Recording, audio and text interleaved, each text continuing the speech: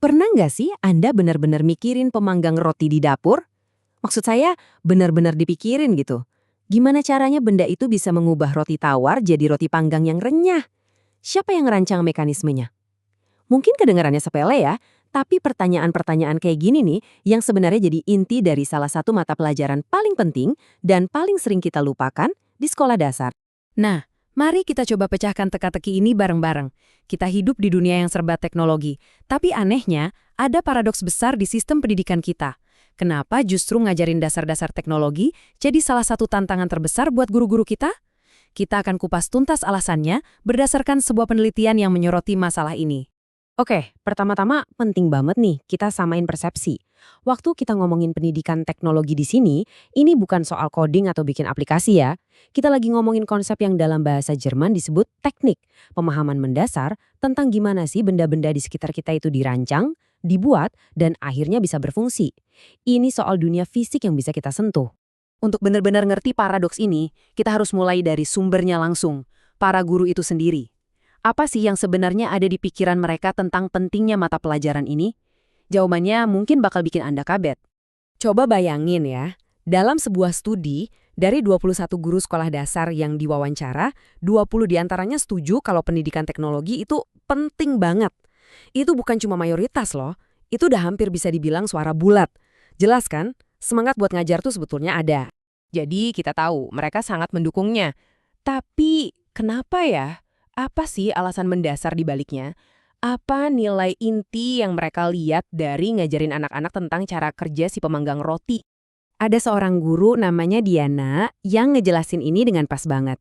Dia bilang, ini jadi makin penting buat anak-anak karena teknologi itu perannya besar banget di kehidupan kita sehari-hari. Intinya gini, teknologi ada di mana-mana, tapi kita seringkali cuma jadi pengguna tanpa paham jeroannya. Nah, para guru ini mau mengubah itu. Dan alasan mereka tuh kuat banget loh. Ini bukan sekedar mata pelajaran tambahan, tapi fondasi untuk masa depan.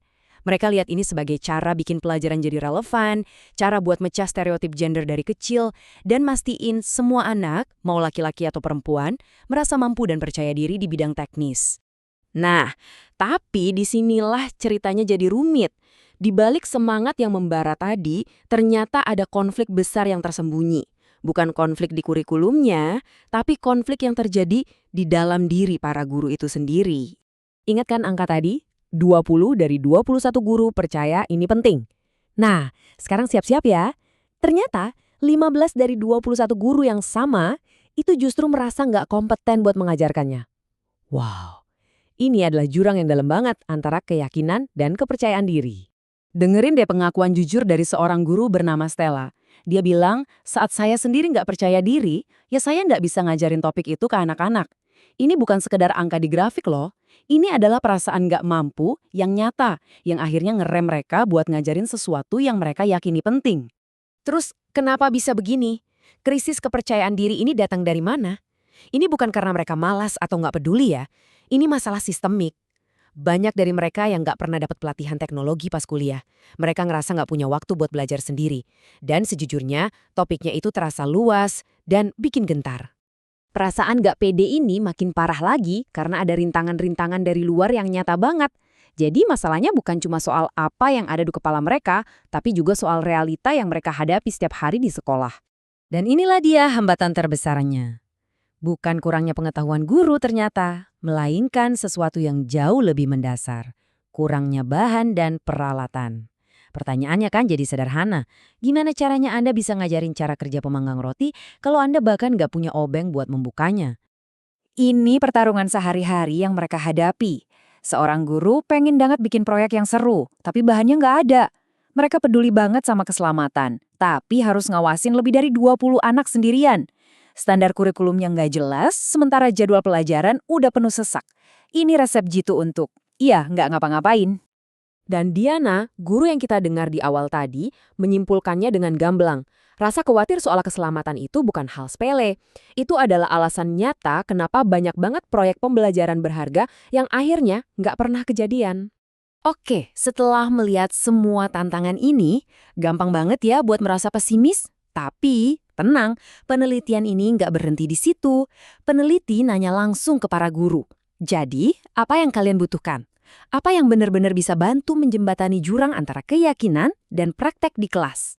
Dan inilah jawaban mereka. Sebuah peta jalan yang jelas banget. Pertama, standar kurikulum yang konkret, bukan cuma tujuan-tujuan abstrak. Kedua, pelatihan langsung yang benar-benar bisa membangun kepercayaan diri mereka. Ketiga, tentu saja sumber daya dan peralatan yang tersedia di sekolah. Dan terakhir, sesuatu yang krusial, ruang untuk berkolaborasi dan belajar dari sesama guru.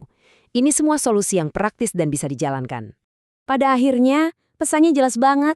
Guru-guru kita tuh udah siap. Mereka tahu pentingnya pelajaran ini dan mereka pengen banget mengajarkannya.